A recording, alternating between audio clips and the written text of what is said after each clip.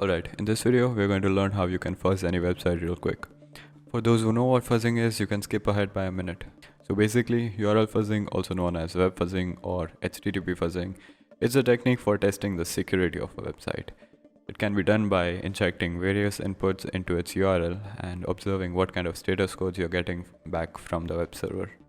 Now, the main goal of URL fuzzing is to identify vulnerabilities such as cross-site scripting or SQL injection that could be exploited by any hacker.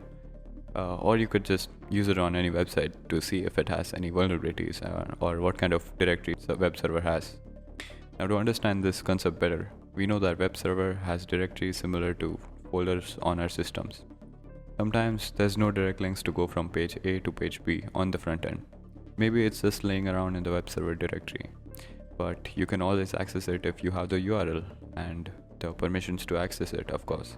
Now, this is where a fuzzer can be used to look for any accessible files or directories just laying around. To start fuzzing websites, you'll need Python and pip, which is a package manager for Python.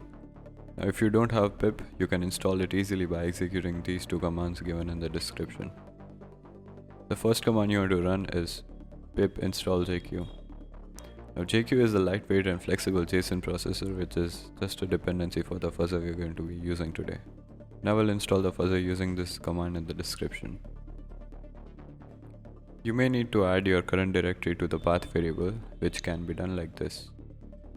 And with that done, we're good to go.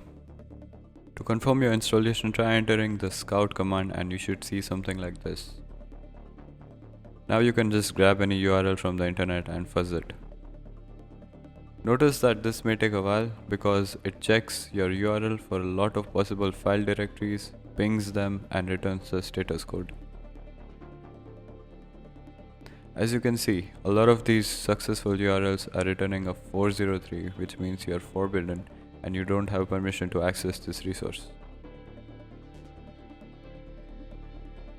However, we were able to find a robots.txt file that was available, and we couldn't have found this otherwise.